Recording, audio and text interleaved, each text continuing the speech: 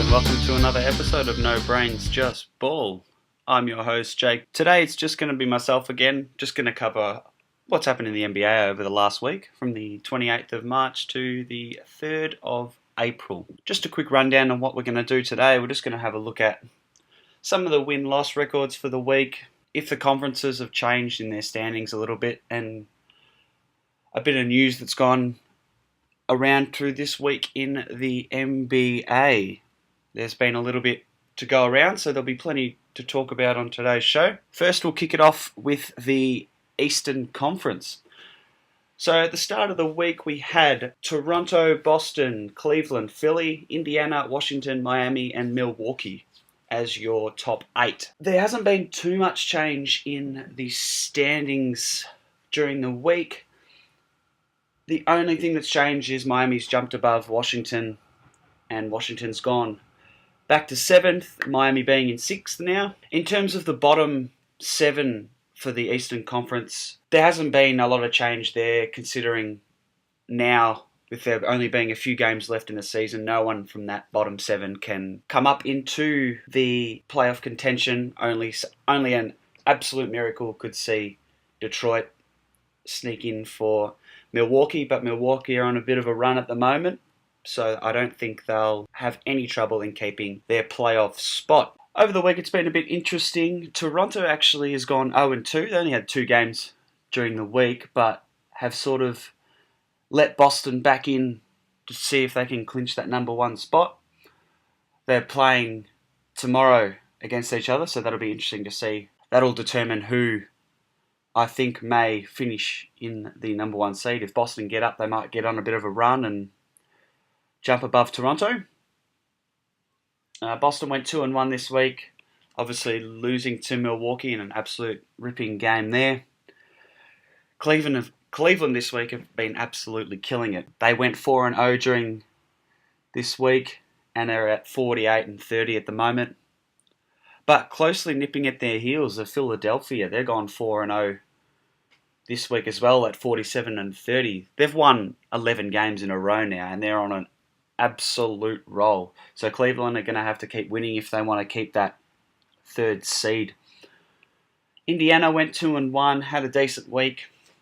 Washington, as I said earlier, have gone down. They went 1-3 during this week, so they're going to have to lift their game if they want to finish in the 6th position. Miami have been playing some alright basketball. They went 2-1, unfortunately going down to Brooklyn in a game there. That may cost them towards the end of the year.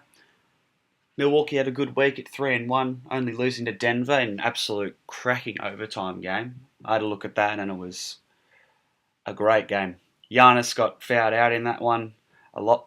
Even Bledsoe towards the end of the game got fouled out as well. Denver ended up taking that one out. Detroit, even though in 9th, they're really giving it a red-hot crack. They went 3-0 this week, trying to nip at the heels of Milwaukee, but Milwaukee have been winning as well, so it's going to be a bit hard for Detroit. They just got to keep playing good basketball and hope Milwaukee have a terrible run towards the end of the season. Charlotte, unfortunately, they're well out of contention now. This week they went 0-4. Kemba Walker, I heard during the week, is just sick of losing, and this may end up being his last year if they can't get some wins on the board and not play playoffs. He's their franchise player, and I think he's yet to experience a really good playoff run. So I think Charlotte will be doing everything in their power to keep Kemba over the off-season. After having a good season, the Knicks are starting to fall off a little bit. They went 0-3 this week. But the big movers this week in the bottom half of the East have been Chicago, actually. They went 3-1 this week, having some good wins over Orlando, Washington, and Charlotte. They've jumped above the Knicks and they're into 11th spot. So they're having a good finish to the year. As I said in the last show, Chicago looks really good for the future, and I can't wait to see what they may be able to bring next year with a few more signings, and they've got a lot of young talent there. Brooklyn split their week 2-2. I think they'll stay in the 13th position. They won't move much. Orlando went 1-3, beating the Knicks this week in a pretty low-scoring affair, actually. Wasn't a great game to watch. They're in 14th. Still, they can be caught by the Atlanta Hawks, who are in last spot in the Eastern Conference at 22-56, they went 1-3 this week. They're one game behind Orlando, so I think it's out of those two teams who will take the bottom spot there. Just recapping the Eastern Conference, I think the 8 spots in the playoffs are done. It'll just be to see who finishes where. There's a couple of games in between teams, and that'll determine who finishes in what spot. Moving on to the Western Conference. There's been a bit of movement as it was pretty congested through last week. At the beginning of last week, the standings were Houston Rockets, Golden State, Portland, Oklahoma, New Orleans, San Antonio, Utah, and Minnesota rounding out the top 8, with the LA Clippers in 9th and Denver Nuggets following close behind, being teams who could still make the playoffs. During the week, Houston went 2-1, I believe, clinching their number 1 seed, and will have home court advantage throughout the playoffs if they're to make it all the way. Golden State went 3-1 during the week. They're at 57-21, still in second spot. Portland went 2-2, but I think they're 4 games clear of 4th, and I think they're going to clinch on to 3rd spot if they can hold on and win a few games, with possibly without Damian Lillard, which I'll get into a bit later. Oklahoma, who were in 4th at the start of last week, had a poor week actually. They went 1-3 and have dropped to 6th in the standings now. New Orleans, another poor week, only had the 2 games but lost both of them and are now in 8th spot. The Spurs have been on a good run as of late. They went 2-1 during the week, but they're back up to 5th spot. But the real movers this week have been Utah, actually. They've gone 3-1 over the last 7 days and are in 4th. Minnesota had 3 games for the week, 2-1, 44-34, looking like they may clinch a spot. In 9th position now, we have the Denver Nuggets, who are playing some really clutch basketball. They went 3-0 over the last 7 days and moved up to 9th over the LA Clippers. Denver are now 43-35.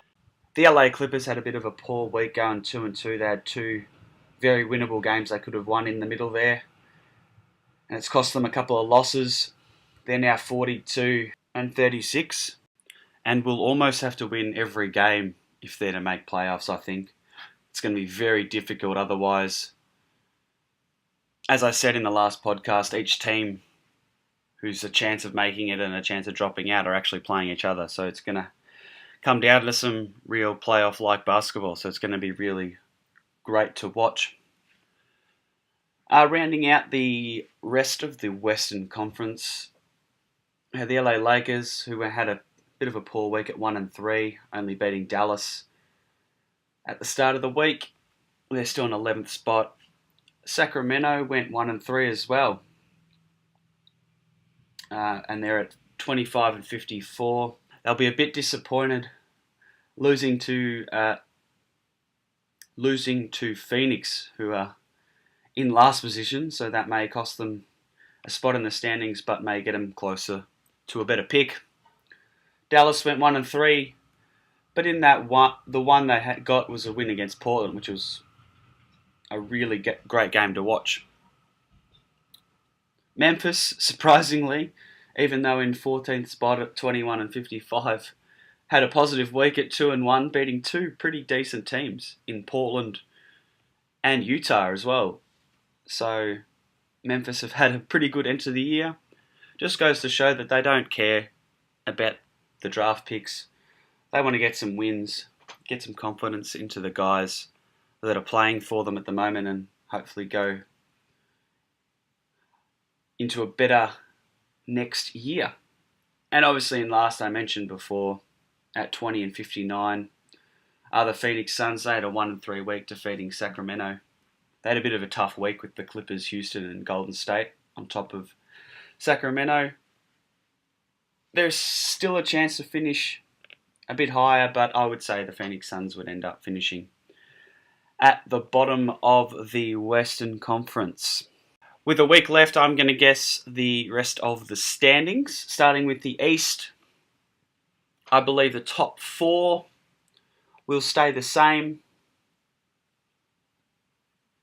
with Toronto, Boston, Cleveland and Philly. I don't reckon they'll move. Cleveland and Philly are playing really good basketball at the moment, but I think that'll be the top 4. Indiana in 5th for sure. I actually think Milwaukee are going to finish in 6th position, even though in 8th at the moment. I think they're playing some really nice basketball at the moment, and they'll finish in 6th, which would be really good. Giannis versus LeBron in the first round. Miami, I think, will finish in 7th, and Washington will drop to 8th and take on Toronto in the first round of the playoffs. Next, with the Western Conference, I think the top 3 are pretty set. Houston, Golden State, and Portland, I think, will be the top 3. I actually think the San Antonio Spurs, I don't know how, but I think they're going to finish in 4th position. They're playing some really great basketball at the moment. They're absolutely killing it. In 5th, I think, will be the Utah Jazz. They're playing really well against some good teams. In 6th position will be the Oklahoma City Thunder. They'll finish there. They're not playing great basketball at the moment, but I think they'll hold on and get the 6th seed. In 7th, I'm going to go with Minnesota. I think their team is really good, up and coming on the rise. And I heard some news just recently that Jimmy Butler may be back before the playoffs, so that just only gives them a boost. And I think they'll finish in 7th spot. In 8th spot, I think, will be the LA Clippers. I know that may seem a bit biased, but I really think the LA Clippers are playing some good basketball.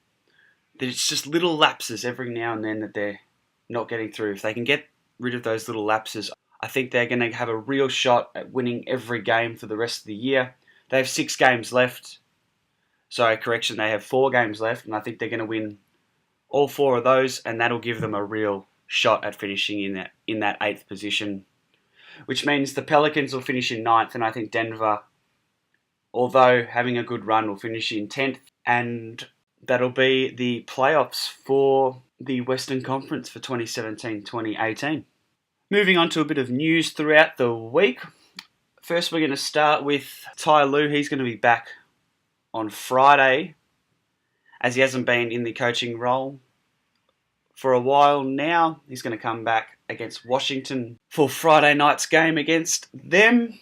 He's been away from the team since March 20th after experiencing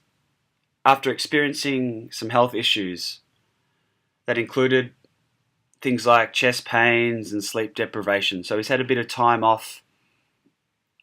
Since then, Coach Larry Drew's been with the team in Lue's absence, during which the team's actually gone 8-1 in that time.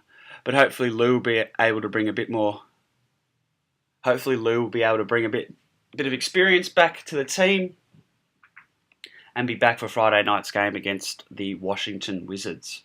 Next, as I sort of mentioned earlier in the podcast, Damian Lillard has experienced a sprained ankle in their loss to the Mavs yesterday.